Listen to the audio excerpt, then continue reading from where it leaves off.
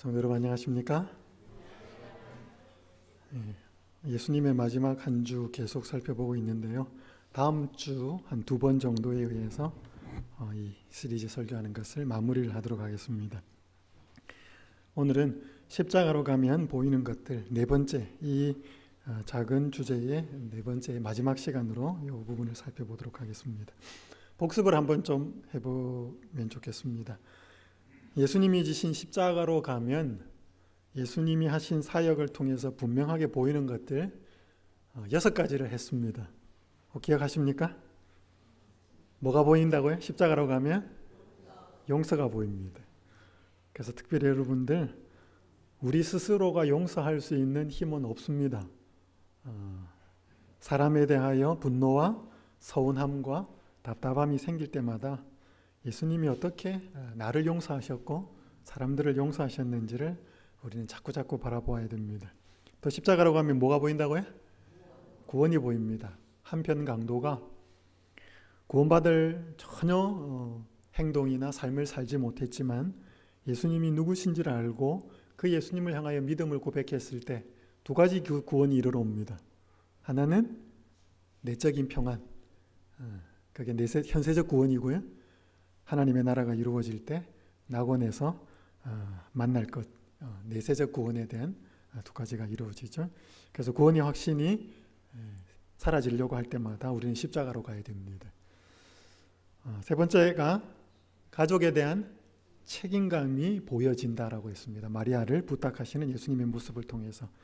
그래서 저희가 가족에 대한 사랑, 또 그들에 대한 책임을 끝까지 간직하기 위해서는 십자가의 은혜가 필요합니다. 네 번째, 십자가로 가면 또 뭐가 보인다고요? 죄가 뭔지, 드라마나 뉴스나 신문을 보아도 죄가 얼마나 끔찍한지는 어느 정도는 알지만, 죄라는 것은 하나님의 아들을 하나님과 영원히 분리시켜버린 존재라고 하는 사실을 우리는 보게 됩니다.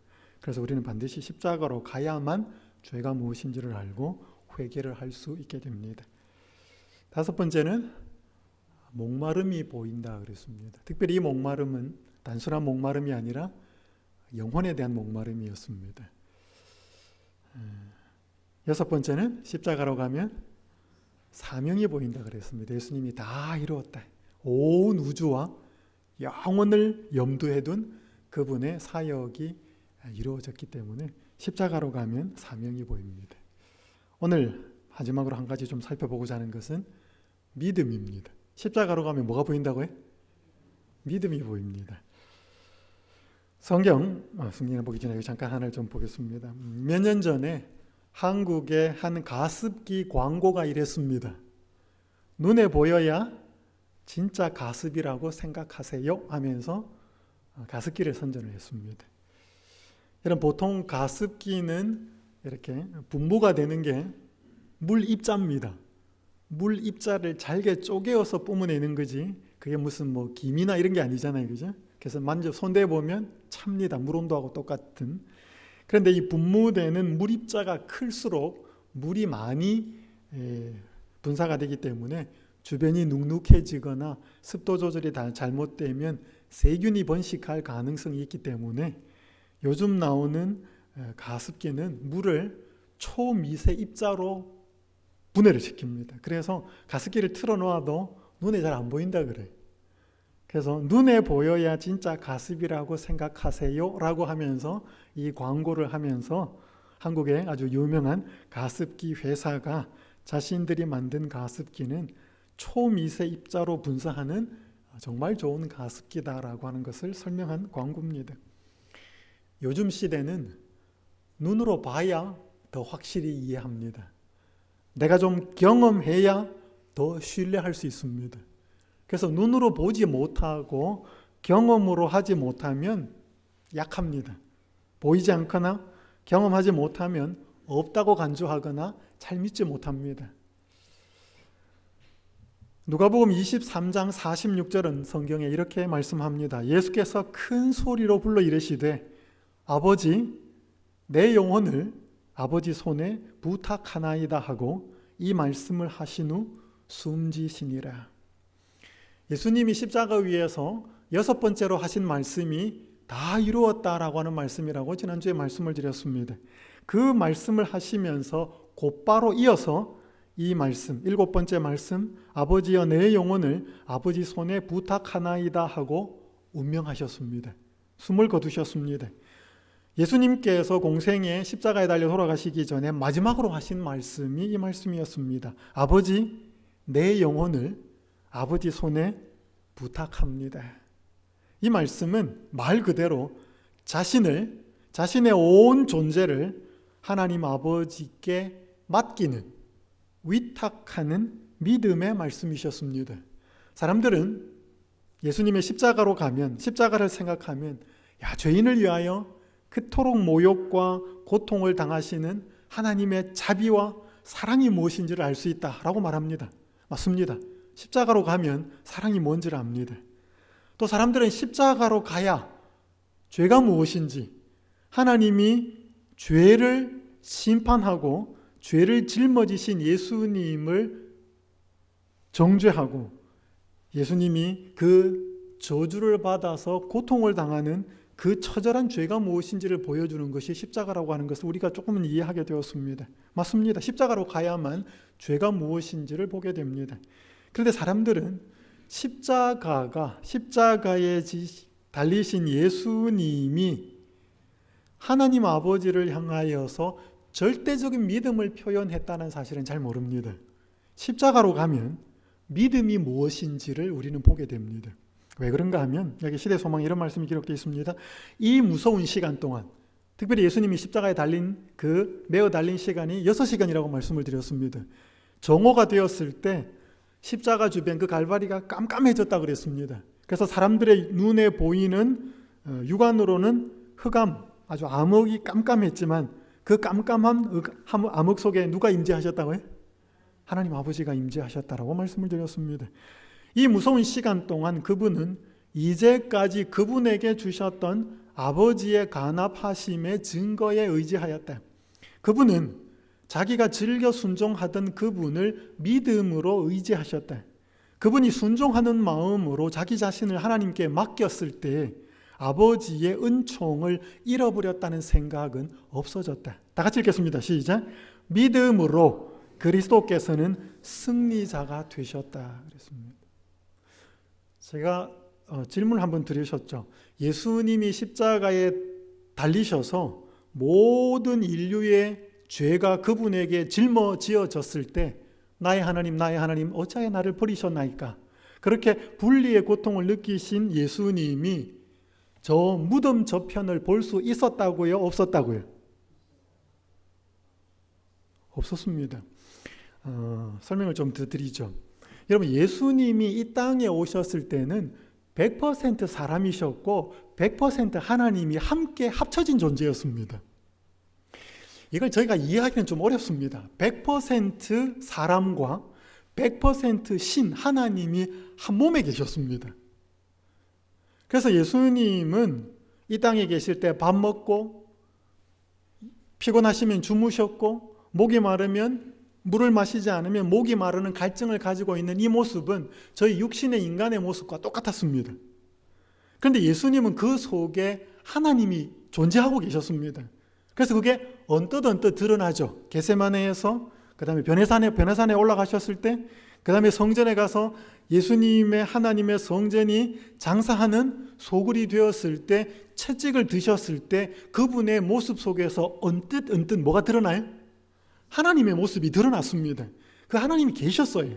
그러니까 100% 하나님과 100% 사람이 예수님의 그 성육신한 그 모습 속에 공존하셨습니다. 우리가 이해할 수가 없습니다. 잘. 그래서 예수님이 제자들에게 예수님이 이 땅에 오시는 때는 아버지 하나님만 알고 나는 모른다 라고 했던 것은 그거는 신성을 표현한 말이 아닙니다. 예수님이 이 땅에 가지고 계셨던 인성, 육신의 몸을 이야기하는 거죠. 신성의 몸이 예수님 자신이 땅에 재림하는 때를 모르겠습니까? 하나님은 모르는 게 없는데. 마찬가지로 여러분, 예수님 십자가에 달려 돌아가실 때 제자들에게 예루살렘에 올라가서 고난을 받고 십자가에 달린 후에 며칠 만에 부활할 거다? 사흘 만에 부활할 거다라고 제자들한테 뭐예요? 분명히 설명하셨습니다. 제자들이 그걸 못 믿었을 뿐이지. 그런데요, 예수님이 분명히 그것을 제자들에게 가르쳤지만 예수님이 십자가에 매어 달린 상황 속에서는 그 육신의 죄의 몸을 입으신 그 상태에서는 그 3일 후에 부활할 것이라는 데는 확신이 있었다고요, 없었다고요?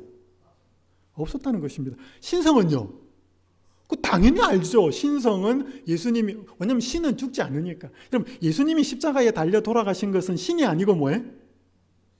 육신이에요. 그죠? 그럼 예수님이 십자가에서 인간의 모든 죄를 짊어진 것은 사람이 지셨어요? 신이 지셨어요? 사람입니다. 그래서 여러분, 예수님이 십자가에 달려 돌아가신 것은 육신이에요. 그 속에 여전히 뭐가 계신 거죠? 하나님은 신성은 계신 겁니다. 그래서 여러분, 나중에 이제 제가 부활에 대해서 설명을 하겠지만 예수님이 부활하실 때 시대의 소망에 보면 뭐라고 나왔냐면 자기 속에 계신 생명으로 부활하셨다고 했습니다. 그 속에는 여전히 뭐가 있으니까? 생명이, 하나님이 계시니까. 그래서 여러분, 이게 뭔가 하면 죄인이 예수 그리스도를 개인의 구주로 영접하면 이와 비슷한 상황이 됩니다. 왜냐하면 죄인이 예수 그리스도를 믿음의 구주로 고백하면 요한계시록 3장 20절에처럼 마음문을 두드리시는 예수님을 영접하면 성령이 우리 속에 들어오셔서 우리 속에 누가 계셔요? 예수님이 계시잖아요. 그래서 우리는 육신의 몸이긴 육신의 몸이지만 누가 거하는? 하나님이 거하시는, 예수님이 거하시는 100% 사람 100% 신, 이렇게 표현할 수는 없겠지만 우리 속에 하나님, 예수님이 계시기 때문에 우리는 나중에 부활하는 것입니다.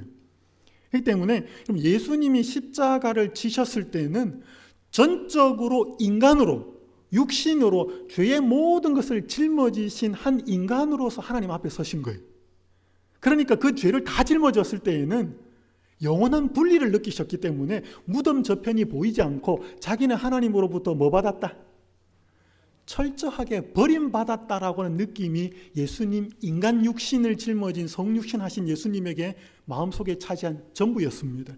그러니까 여러분, 예수님은 자신이 부활을 가리키고 제자들에게 설명했지만 죄를 짊어진 육신의 몸으로는 사흘 뒤에 있을 부활을 바라볼 수가 없었다는 것입니다. 여러분, 이건 예수님이 쇼한 게 아니라 그것이 죄라는 것입니다.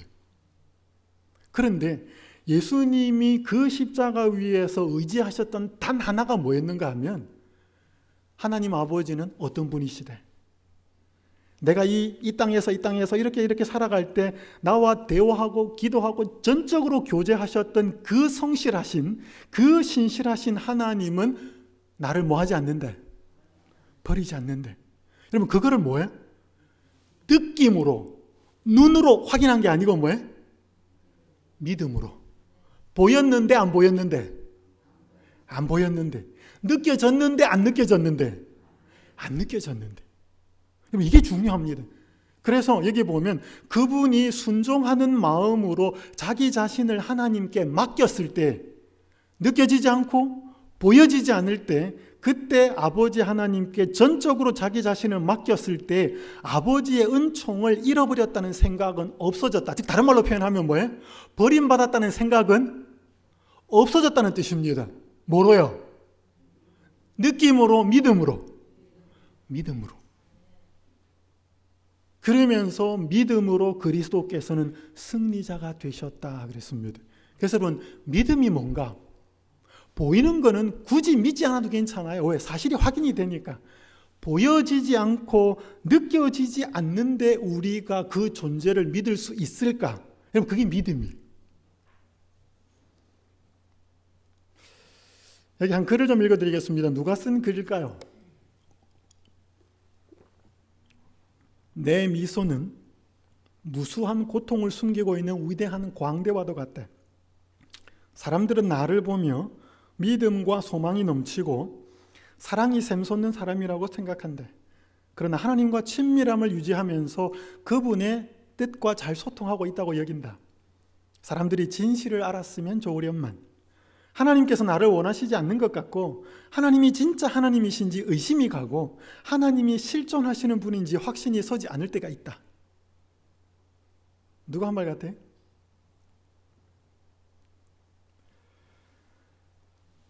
이 말을 한 사람은 마더 테레사입니다. 평생을 빈민과 병자들과 가난하고 불쌍한 고아나 여인들, 사람들을 위해서 봉사하며 그들을 돌보며 살았던 이 마더 테레사가 쓴 일기의 일부분입니다. 마더 테레사가 1997년에 세상을 떠났습니다. 그녀가 세상을 떠났을 때 그녀가 쓴 일기장이 세상에 공개가 되었습니다.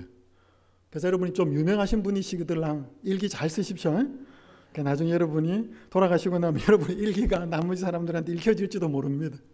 뭐 그것을 의식하고 쓰지는 않았겠지만 어느 시점인지는 알지 못하지만 이 마더 테레사를 바라보는 사람들의 느낌은 어때? 예수님 믿고 예수님 섬기고 봉사하려면 저렇게 살아야지 라고 하는 마치 표준처럼 혹은 모델처럼 사람들이 감히 범접할 수 없는 그런 아름다운 삶을 사는 그녀를 보고 감탄을 하는데 정작 그녀 자신은 뭐예요? 어떤 상황이었는지 어떤 시점이었는지는 잘 이해가 안 가지만 사람들이 나를 이렇게 바라보는데 진실을 알았으면 좋으련만 내 마음속에 뭐예요? 하나님이 느껴지지도 않고 하나님이 깨달아지지도 않고 심지어 하나님의 존재 자체도 의심이 되는 순간이 그녀에게 있었다는 것입니다. 여러분, 이런 경험들이 없으면 좋겠지만 하나님을 진실히 믿노라고 하는 그리스도인들에게도 이런 경험이 찾아올까요? 찾아올 수 있어요. 성경에도 보면 구약의 대표적인 인물이 뭐예요? 엘리야 같은 경우. 갈멜산에서 그렇게 어마어마한 일을 했음에도 불구하고 한 여인의 그 말이 무서워서 도망을 갔을 때에는 하나님이 자기와 함께 한다는지 하나님이 자기에게 능력을 불어넣어 주셔서 그걸 이길 수 있다는 그 생각도 사라졌습니다. 또 신약의 대표적인 인물 침례 요한은 뭐예요? 감옥에 갇혔을 때 오실 그이가 내가 전하고 기다리던 그 메시아가 당신이 맞습니까? 여러분, 침례 요한의 입에서 그런 표현이 나올 수 있었다는 것은 침례 요한도 연약한 믿음으로 흔들렸다는 것입니다. 오늘 저희가 고난을 당하고 우리가 기도를 드리는데 내가 원하는 기도에 응답이 이르러 오지 않고 삶이 자꾸 꼬여가고 삶의 시련이나 어려움이 생기면 하나님 왜 이러실까? 하나님이 내 삶을 인도하시는데 뭔가 사랑과 능력을 베풀지 않으시나? 내지는 뭐예요? 그게 더 깊고 더 넓고 고통스러우면 하나님 나를 버리셨나? 내지는 하나님이 존재하시지는 않은 것은 아닐까? 훨씬 더 의심이 깊어질 수도 있습니다. 오늘 이때 우리에게 필요한 게 뭐예요? 믿음이에요. 왜? 안 보이기 때문에, 안 느껴지기 때문에. 예수님이 나를 버리셨던 것 같은 느낌이 들 때가 있어요. 하나님 아버지가 자신을 버렸던 것 같다고 느껴졌던 것이 예수님의 십자가였기 때문에. 믿음의 조상들의 모습들을 좀 살펴보겠습니다. 아브라함과 사라의 경우 창세기 16장 15절에 보면 하갈이 아브라함의 아들을 낳음에 아브라함이 하갈이 낳은 그 아들을 이름하여 이스마엘이라 하였더래. 여러분, 아브라함 당시 함무라비 법전에 보면 정식 아내가 결혼을 하지 못했을 때 그 몸종을 통해서 자식을 낳는 것은 합법적이라고 함무라비 법전에 기록이 되어 있었습니다. 그래서 그들의 그 당시의 관습을 따랐습니다. 여기 부조 선지자에는 이런 말씀이 기록되어 있습니다. 아브라함과 사라 편에서의 믿음의 부족으로 이스마엘이 출생하였으며 의인의 자손과 경건하지 않은 사람들이 혼합하는 결과를 가져왔다. 그럼 결국 아브라함이 하나님께서 자식을 주겠다라고 하는 것을 기다리지 못하고 하갈을 통해서 이스마엘을 얻게 된 것은 뭐가 부족했다? 믿음이 부족했다라고 말씀합니다. 여러분, 야곱의 경우 창세기 27장 19절에 보면 야곱의 아버지에게 대답하되 나는 아버지의 맏아들 에서로소이다. 아버지께서 내게 명하신 대로 내가 하였사오니 원하건대 일어나 앉아서 내가 사냥한 고기를 잡수시고 아버지 마음껏 내게 축복하소서. 지금 에서의 옷을 입고 어머니가 요리해 준 그 요리를 가지고 와서 눈이 보이지 않는 아버지를 속이는 장면이에요. 그래서 축복을 가로채는 장면인데 이 내용을 증언복음에서는 이렇게 기록합니다. 그는 분명한 하나님의 말씀으로 그에게 약속된 줄 알고 있었던 그 축복을 죄된 행동을 통해 얻었대. 이렇게 함으로 그는 현재 눈에 보이는 상황이 아무리 낙담될지라도 하나님의 목적을 이루는 그분의 능력을 믿는 뭐를? 믿음의 부족을 크게 나타내었다. 그러니까 결국 하나님께서 리브가가 임신을 했을 때 큰 자가 작은 자를 섬겨야 하겠다는 말씀을 분명히 하셨고, 이삭에게 리브가에게 분명히 했고, 그 말을 어머니로부터 야곱이 분명히 들었음에도 불구하고 뭐 하지 못하고? 기다리지 못하고 그 축복을 죄된 행동을 통해서 얻었던 이 축복을 가로채었던 사건은 뭐라고 표현을 한다 할지라도 야곱 편에 있어서 뭐가 부족했다? 믿음이 부족했다. 모세의 경우를 살펴보겠습니다. 사도행전 7장 25절에 보면 그는 그의 형제들이 하나님께서 자기의 손을 통하여 구원해 주시는 것을 깨달으리라고 생각하였으나 그들이 깨닫지 못하였더라. 여러분, 여기 그는 모세란 말입니다. 모세는 그의 형제들, 즉 애굽에 종살이하던 이스라엘 백성들이 하나님께서 자기의 손이 누구의 손이에요? 모세의 손을 통하여 구원해 주시리라는 것을 깨달으리라고 생각했다. 그러니까 모세는, 왜냐하면 하나님이 모세를 통해서 이스라엘 백성을 구원하겠다고 말씀하셨거든요. 그러니까 이거를 누구도 깨달을 것이다. 이것도 포로 생활하고 있는 이스라엘 백성들이 깨달을 거라고 생각을 했는데 그 사람들이 깨달았다 못 깨달았다? 못 깨달은 거예요. 근데 누구에게는 전달이 됐다고요? 모세에게는 전달이 된 것입니다. 그래서 모세가 늘 왕궁에 있다가 답답할 때 바깥에 나가보니까 뭐예요? 한번 이스라엘 백성이 애굽 사람에게 어려움을 당하고 있으니까 한 방 패가지고 뭐예요? 죽였잖아요. 또 이튿날 다음에 나가보니까 이제 이스라엘 백성끼리 싸워서 또 이렇게 중재를 하려고 그러니까 누가 너를 우리의 재판장으로 삼았느냐. 그래서 자기의 그 살인이 탄로 나서 도망을 가는데, 모세의 경우에도 하나님이 모세의 손을 통하여 이스라엘 백성을 구원하겠다라고 분명히 말씀하셨습니다. 그런데 모세는 기다리지를 못한 것입니다. 이런 말씀이 기록되어 있습니다. 모세는 아직 위대한 그의 사업을 성취할 준비가 되어 있지 않았다. 그는 아브라함과 야곱이 배운 동일한 뭔 교훈? 믿음의 교훈. 아브라함도 믿음이 부족했고 야곱도 믿음이 부족했던 그 동일한 믿음의 교훈, 하나님의 약속의 성취를 위하여는 인간의 힘이나 지혜를 의지하지 말고 그분의 능력에 의지할 것을 배워야 하였다. 그러니까 결국 아브라함도 뭐예요? 사라가 애 낳을 수 있을 때 낳는, 인간의 힘으로 출산하는 그 상황이 아니고, 자녀를 낳을 수 없는 상황이 되었을 때 인간의 힘이나 인간의 지혜가 아니라 하나님의 힘으로 자식을 준다는 그것을 배워야 했다. 믿음이 그 믿음이 부족했다는 것입니다. 야곱도 마찬가지, 모세도 마찬가지. 여러분, 이 경우에 대단히 많습니다. 다윗의 경우, 그날에 다윗이 사울을 두려워하여 일어나 도망하여 가드 왕 아기스에게로 도망을 갑니다. 그러면서 미친 척하게 되는 이야기를 한번 설교를 했습니다. 여기 이 말씀을 부조 선자는 이렇게 이야기합니다. 하나님께서는 다윗을 명하여 유다 땅에서 당신의 길을 세우도록 하셨으나 그는 뭐의 부족으로? 믿음의 부족으로 하나님의 명령이 없는데도 그 임무를 버리고 그 자리를 떠났대. 그러니까 사울이 자기를 죽이려고 하니까 하다 못해서 블레셋까지 도망을 가는데, 결국 그 행위는 하나님께서 그 유다 땅에서 나라의 왕이 되게 하고 하나님의 보호하심에 대한 믿음의 부족 때문에 도망간 것입니다. 빌립의 경우 예수께서 빌립에게 이르시되 어디서 떡을 사서 이 사람들을 먹이겠느냐 하시니, 이렇게 말씀하시면 친히 어떻게 하실지를 아시고 빌립을 시험하고자 하심이라.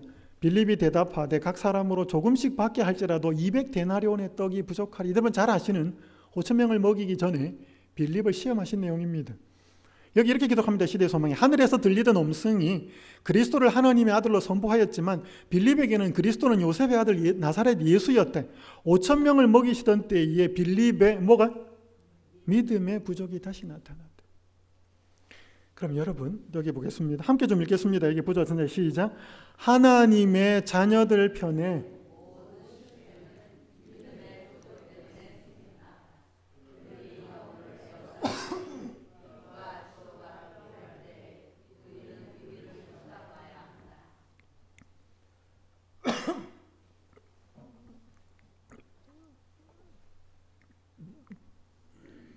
하나님의 자녀들 편에 모든 실패는 뭐 때문에 생긴다고요?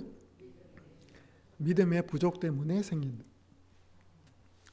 아브라함의 실패, 야곱의 실패, 모세의 실패, 다윗의 실패, 예수님의 제자들의 실패, 오늘 현대 교회의 수많은 그리스도인들의 실패는 믿음의 부족 때문에 생긴다는 것입니다.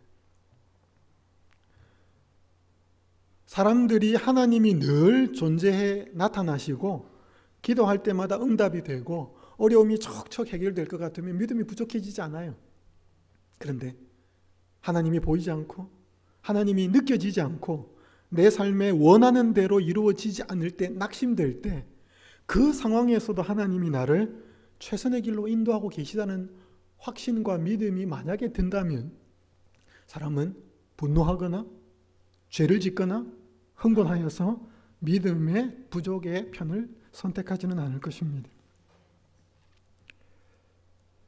사람이 근심 걱정이 생기는 주된 이유는 여러 가지로 표현할 수 있습니다. 일이 잘 안 되기 때문에, 내가 원하는 기도가 응답되지 않기 때문에. 그러나 적어도 우리가 염려하고 걱정하는 것을 신앙의 눈으로 바라보면 믿음이 부족하기 때문에 생기는 것입니다. 여러분 지금 보시는 것은 걱정 인형이라는 것입니다. 과테말라의 고산지대에 사는 옛날에 살았던 이 마야인들, 특별히 마야인들의 이 후손들은 자기들의 걱정과 염려로 인해서 잠을 못 이루면 그들은 걱정 인형이라고 하는 것들을 가지고 있었습니다. 조그만. 그래서 이 조그만 인형들에게 자기들의 걱정을 속삭이고 그 걱정을 다 이야기한 다음에 이 인형을 베개 밑에, 베개 아래 넣어두고 잠을 자면 밤새 이 인형들이 자신들의 걱정을 가져간다고 믿었습니다. 이게 순진하다고 그래야 될지, 원래 이 이야기는 어른들이 그렇게 한 게 아니고 애들한테 해주었던 그들의 관습이었습니다. 그러니까 여러분 애들이 자다 보면 무서워서 꿈을 꾸거나 뭔가 불안해할 때 이런 인형 하나를 쥐어주고 네가 걱정이 생기거나 뭐가 있으면 이 인형한테 다 이야기하고 이렇게 베개 밑에 넣어놓으면 밤새도록 이 걱정 인형이 너의 걱정을 다 가지고 간다라고, 그렇게 아이들을 키우면서 그렇게 이야기를 해주었던 관습에서 유래했다 그래. 근데 나중에는 이게 그 마야인들의 전통이 되고 마치 삶이 되어서 어른들도 걱정이 생길 때마다 이 인형 붙잡아 놓고 자기 걱정들을 다 이야기해 놓고 베개 밑에 집어넣어 놓고 잤다 그래. 여러분 정말로 우리가 이런 인형이 우리의 걱정들을 다 가져간다면 좋겠죠. 그러면 이런 인형 아마 수십 개 수백 개씩 갖고 있을 것입니다. 오늘 우리에게는 이런 걱정 인형이 아니고 오늘 우리의 걱정과 우리의 불안한 마음과 우리의 해결되지 않는 문제들을 들으시기 위해서 마음을 열고 귀를 열고 기다리는 예수님이 계시지 않습니까?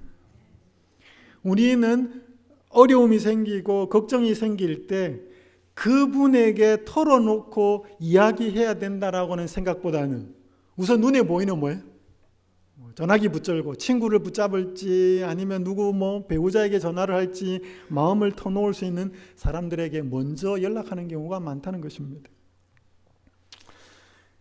이 구경선이라고는 일러스트 작가가 있습니다. 이 아가씨는 2살 때부터 청각장애가 있었습니다. 그래서 100%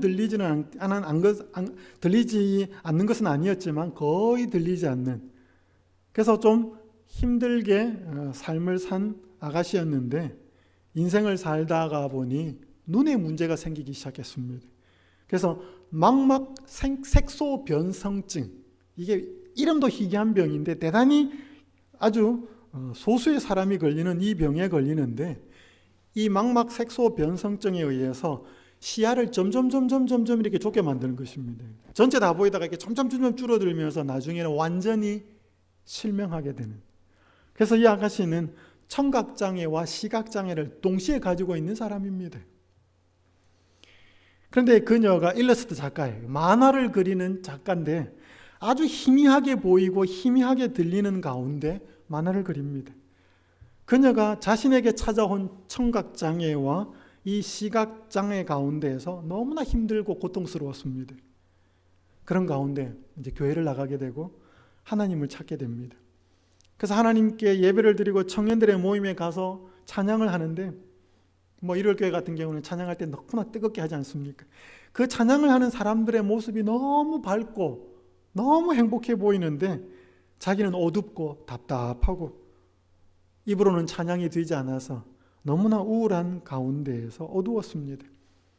그때 하나님께 원망과 투정을 하게 됩니다. 하나님, 저를 잘못 만드신 것 같습니다.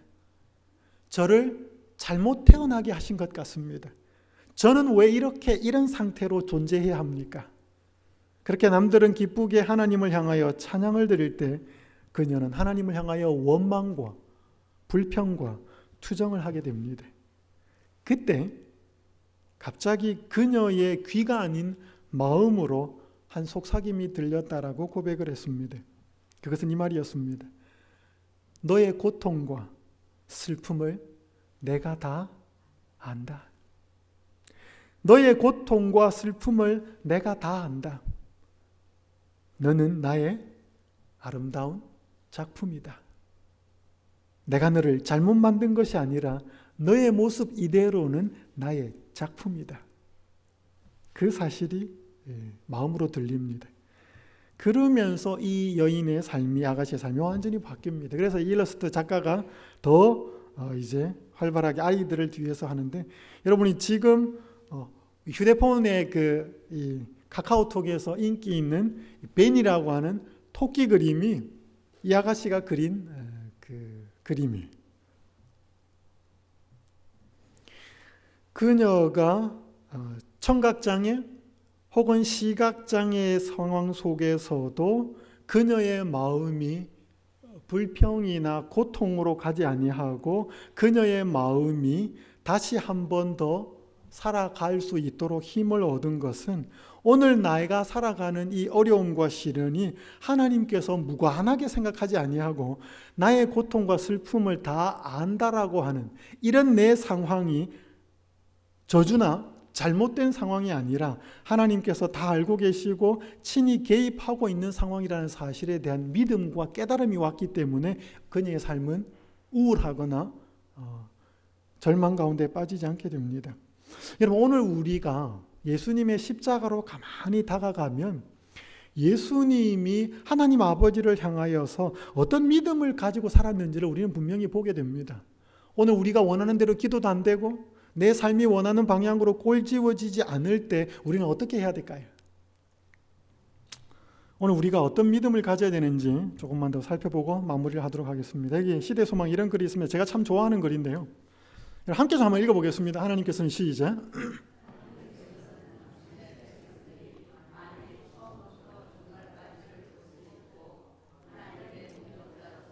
그들이 성취하고 있는 그 목적의 영광을 식별할 수 있다면 그들이 인도받기를 선택하였을 그 길 이외에 어떤 다른 길로는 결코 그들을 인도하지 않으신다.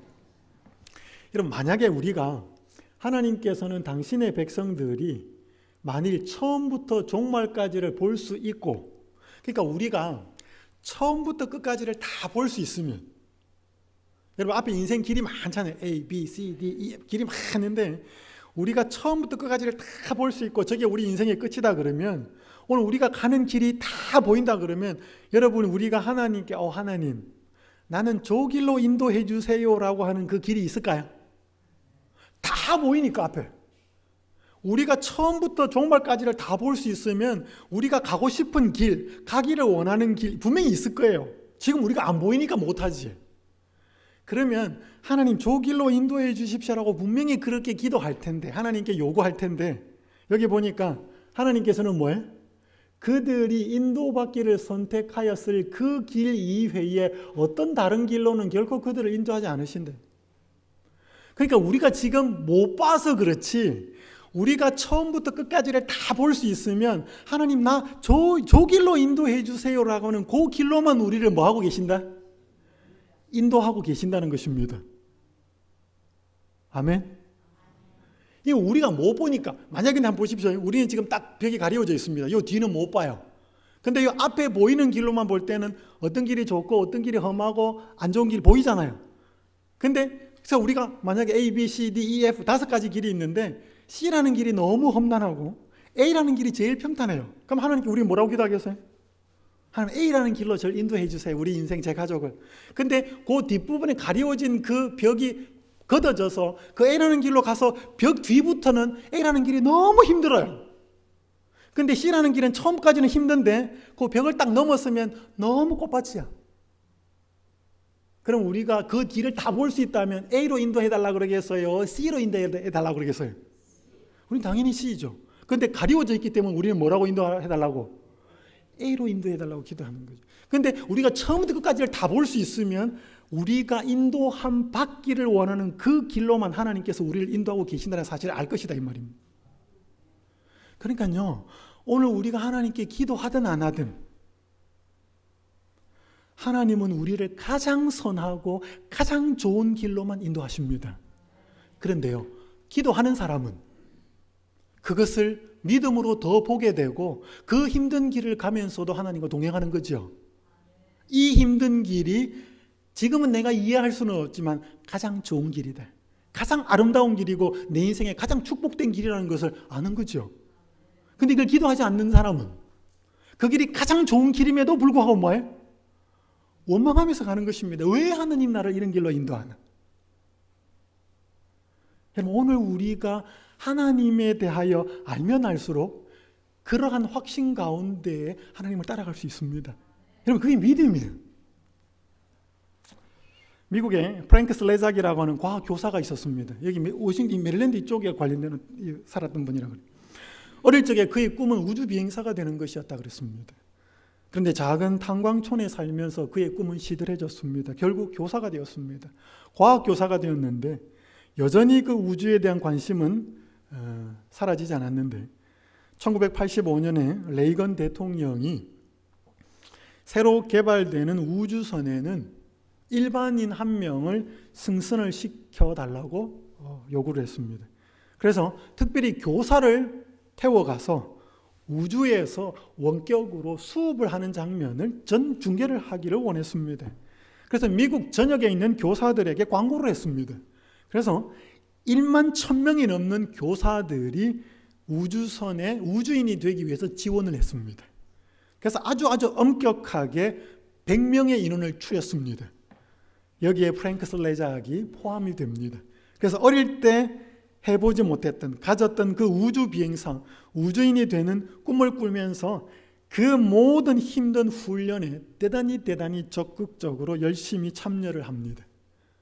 그래서 마지막에 2명이 최종 선발이 되는데 한 사람이 우주선에 타고 그 사람에게 무슨 일이 생길 때 대체하는 예비 우주인으로서 2명을 뽑게 되는 거기에는 떨어져요. 가지를 못합니다. 크리스타 맥콜리프라고 하는 한 여자 교사가 뽑혀서 탑승을 합니다. 이제 최종적으로 우주선이 출발하는 날이 되었습니다. 카운트다운. 이 프랭크 슬레작이 어마어마한 이 우주선이 화염을, 불꽃을 뿜으면서 대기권으로 올라가는 모습을 모든 사람들이 환호하여 볼 때 그는 대단히 슬프고 우울한 모습으로 바라봅니다. 하나님, 왜 저는 저기에 타지를 못했나요? 제가 그토록 원했고 그토록 기도했는데 왜 하나님 저는 여기에서 빠져 있나요? 왜 저는 안 됩니까? 그렇게 원망 어린 하나님께 기도를 드렸습니다. 73초 후에 그는 답을 깨닫습니다. 하늘로 그렇게 어마어마하게 불꽃을 내고 올라갔던 이 우주왕복선은 챌린저였습니다. 1986년 1월 28일에 발사된 지 73초 만에 이 고무링 속에서 그 기름이 새어나오면서 이 부분들이 점화가 되면서 공중 폭발을 합니다. 여기에 탔던 7명의 우주인은 저는 사망을 합니다. 프랭크는 그때 자신이 깨닫게 됩니다. 내가 하나님께 기도를 했고 내가 가장 되고 싶고 가장 원하는 길로 하나님께 요구했는데 그것이 하나님께서 그것을 다 들어주는 것이 하나님께서 나에게 주시는 가장 좋은 길이 아니다라는 사실을 깨닫게 됩니다. 만약에 자기가 그렇게 열심히 기도해서 응답이 되어서 탔으면 어떻게 됐을까요? 물론 여기에서 비행기 사고가 어떻게 일어났는지를 우리가 개념시킨 게 아니고 이 프랭크 슬레작은 그때 깨달은 것이 내가 원하는 대로 되지 않는 것도 내 인생의 가장 좋은 길이 될 수 있다는 사실을 그는 깨달은 것입니다. 오늘 우리가 분명히 머릿속에 인지해야 되는 것은 내가 하나님께 기도하고 내가 간절히 바라는 것이 내 인생의 가장 좋은 길이 될 수도 있고 그렇지 않을 수도 있다는 것입니다. 그래서 우리는 모든 것을 다 아시는 하나님 앞에 그 사실을 전적으로 뭐 할 수 있으면, 맡길 수 있으면, 내가 원하는 대로 기도의 응답이 되면 뭐해? 하나님 나를 이 길로 인도하시나 보다. 내가 간절히 그토록 원하고 기도하는 바가 이루어지지 않으면 뭐해?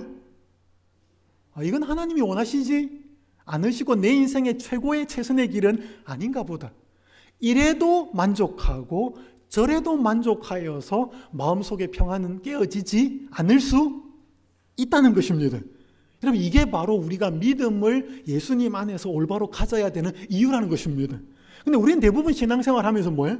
내가 원하는 대로 되면 행복하고 마음의 평안이 있고 기쁘지만 내가 원하는 대로 되지 않으면 그 마음의 평안이 깨어지기 때문에 우리에게는 자꾸 죄가 생기는 것입니다. 그대의 의무가 어렵고 가혹하게 보이며 그대의 짐이 지기에 너무도 무겁게 보일 때에 그대를 위하여 내가 멸시와 수치 곧 십자가를 참은 것을 기억하라. 엄격한 시련으로 그대의 마음이 위축될 때에 그대의 구주가 살아계셔서 그대를 위하여 간구하시는 사실을 기억하라. 여러분, 예수님이 십자가에 달려 돌아가셔서 그분이 진 짐이 너무나 무겁고 하나님 아버지가 있는 이 자리에 함께 하지 않는다는 그런 느낌과 생각이 들 때에도 하나님은 여전히 그곳에 계셨고 하나님께서 그 예수님을 위하여 그 자리에서 위로하시고 함께 계셨습니다. 오늘 우리가 우리의 죄를 짓든 우리가 잘못된 삶을 살든 내 인생의 무거운 짐이 너무 고통스러워서 주저앉아 버릴지라도 하나님은 절대로 우리를 버리고 떠나가지 않습니다. 그때도 우리와 함께 계시는 것이죠. 그때도 우리에게 손을 벌리고 너의 무거운 짐을 나에게 주기를 바라시는 거죠. 여러분, 그 사실을 깨달을 때 우리의 마음 상태는 그것이 최고의 절망이 되지 않는다는 것입니다. 이렇게 토저가 쓴 성령 충만한 진짜 크리스찬이라는 책이 이렇게 기록합니다. 믿음이란 성경에 나타난 어떤 진술의 사실성을 단순히 믿는 것 그 이상이 돼. 우린 대부분 믿음이라 그러면 뭐예요? 예수님 십자가에 달려 돌아가셨지, 나의 구주지, 예수님 재림하시지, 예수님 인간으로 오셨지, 그렇게 지적으로 동의하는 것 이상이라는 것입니다. 믿음은 대단히 도덕적인 일이며 또 영적으로 본질적인 일이다. 믿음은 믿음을 행하는 사람의 생애 속에 철저한 변화를 다양하게 조성한다. 믿음은 내부를 응시하던 눈을 자기에게서 누구에게로? 하나님에게로 돌리게 한다. 다 같이 읽겠습니다. 시작. 믿음을 가진 자는 그 믿음으로 말미암아 지상에서도 하늘의 생명을 누리도록 인도받는다. 내가 믿음이 있다라고 하면 여전히 그냥 절망 상태 혹은 남들이 도와주지 않고 내 인생이 원하는 대로 되지 않기 때문에 고통과 불평과 원망을 하는 것이 아니고 그 상태에서 믿음이 있다라고 하면 내 자신에게서나 인간이나 문제를 보는 게 아니고 그 우리의 마음 상태를 어디로 돌린다고 해? 그 상태에서 하나님을 바라보게 한다는 것입니다. 그러면서 믿음을 가졌다라고 하는 것은 그 믿음 때문에 현재의 상황이 바뀌지 않는다 할지라도 지상에서도 하늘의 생명을 누릴 수 있다는 것입니다. 한 이야기를 드리고 오늘 마무리하겠습니다. 이 메리 큐슈만이라고 하는 부인이 남편을 잃고 5 자녀와 함께 힘겹게 인생을 살고 있었습니다. 그녀의 직업은 파출부였습니다. 겨우 생계를 유지해서 5 자녀와 사는데 건강은 점점 나빠지고 일을 많이 나갈 수 없어서 수입마저 줄어드는데 집 주인으로부터 집을 비우라는 통보를 받습니다. 그렇게 힘들게 지내는데 어느 날 아들이 도둑질을 하다가 잡혀서 끌려옵니다. 한바탕 소동이 지나가고 동네 사람들이 다 돌아간 후에 아들의 이야기를 들어보니까 아들이 울면서 사실 이야기를 하는데 아들이 아버지가 없고 가난하다는 이유 때문에 누명을 쓴 것입니다. 잘못하지 않았는데 도둑이라고 누명을 쓴 것입니다. 그 상황을 확인하니까 이 여자가 손에서 힘이 탁 놓여집니다. 더 이상 인생을 살아야 할 이유가 없대. 그러면서 부엌으로 가서 가스를 엽니다. 가스를 틀고 모든 신문과 헝겊으로 집안에 있는 구멍들을 다 막습니다. 그렇게 가스를 틀고 5살짜리 딸을 안고 침대에 눕습니다. 딸이 묻습니다. 엄마, 왜 자? 또 자? 그때 엄마는 잠깐 낮잠 좀 자자. 그렇게 말을 하고 딸아이와 눕습니다. 눈을 감고 지나온 시간들을 돌아보는데 히트에서 새는 가스 소리가 들려옵니다. 그런데 돌연히 음악 소리가 들려옵니다. 부엌에 있는 라디오를 끄지 않았던 그 상황에서 음악이 들려온 것입니다. 음악이 계속되다가 갑자기 찬송 소리로 바뀌어졌습니다. 그 음악을 통해서 들려오는 찬송가가 죄짐 맡은 우리 구주였습니다. 죄짐 맡은 우리 구주, 어찌 좋은 친구인지, 걱정 근심 모든 것을 고한 사람 복 받네. 주께 굳지 않는 고로 복을 얻지 못하네. 사람들이 주님 앞에 어찌하니 고하나.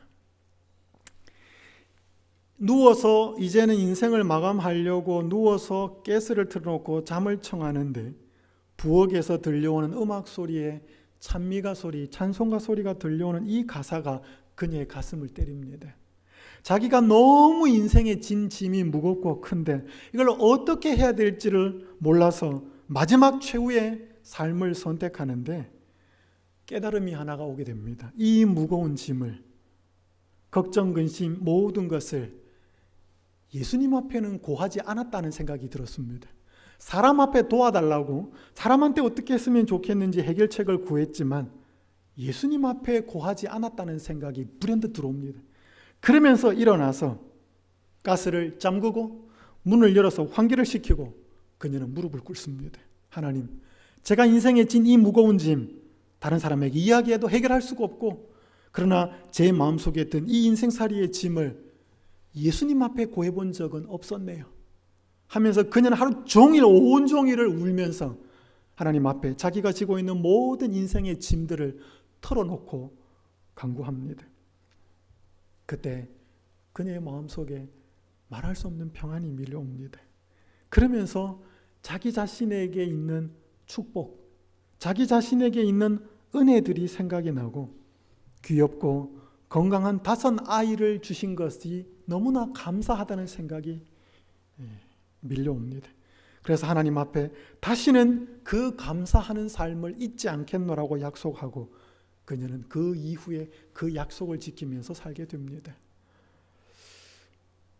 여러분, 이 그녀가 인생이 너무 진짐이 무거워서 가스를 틀어놓고 마지막 순간을 선택하려고 했을 때 그녀에게 들려온 이 찬송가 소리는 우연이었을까요?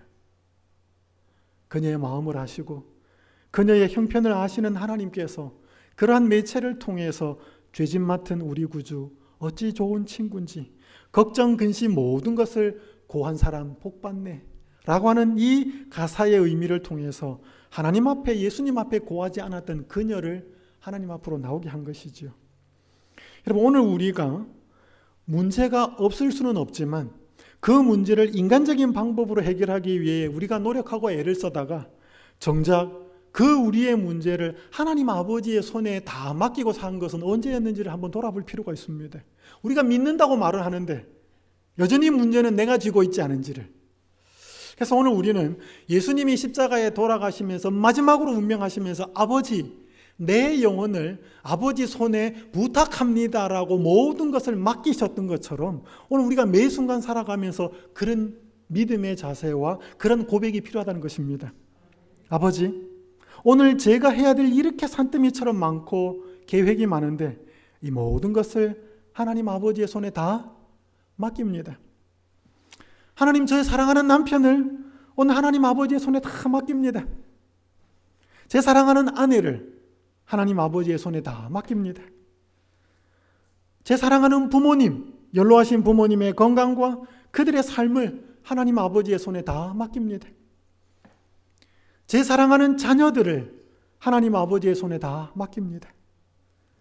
직장 생활과 모든 비즈니스와 해야 될 모든 것들을 하나님 아버지의 손에 다 맡깁니다. 하나님, 제 건강, 제 가족의 건강 하나님 아버지의 손에 다 맡깁니다. 제 인생과 불안한 미래와 염려와 걱정을 하나님 아버지의 손에 다 맡깁니다. 여러분, 이렇게 맡기고 나서는요, 걱정 안 해야 돼요. 근데 맡겨놓고는 뭐예요? 또 걱정해요.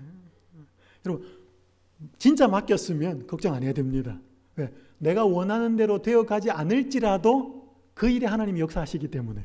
그래서 내가 원하는 것보다 더 좋게 될 수도 있고, 혹 내가 원하는 대로 안 되지만 그 가운데에서 가장 선으로 하나님께서는 어떤 축복으로 우리를 인도할지 모르기 때문에. 그러나 내가 꼭 원하는 대로 되어야 한다고 생각하면 그때부터는 불안이 생깁니다. 그래서 여러분, 그래서 사도 바울이 빌립보에서에 보면 살든지 죽든지, 우리는 사는 것만 좋은 건데 바울에게 있어서는 뭐예요? 죽는 것도 뭐예요?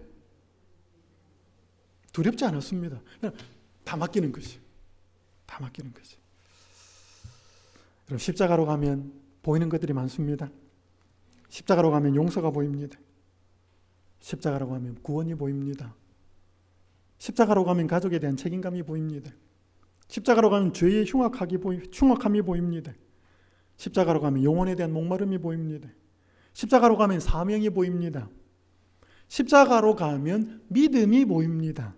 예수님이 자신을 하나님의 손에 전적으로 맡겼듯이 우리도 예수님께 모든 것을 맡기면 걱정, 근심이 사라지고 그분이 주시는 평안을 경험하게 됩니다. 오늘 여러분이 이번 한 주 동안 어떤 염려와 걱정 가운데 사셨는지는 모르겠지만 그걸 여러분이 쥐지 마시고 이 안식일에 예수님께 다 내어놓으시고 그분이 주시는 진정한 안식을 경험하게 되는 그런 안식일이 되시기를 간절히 바라면서 말씀을 마치겠습니다.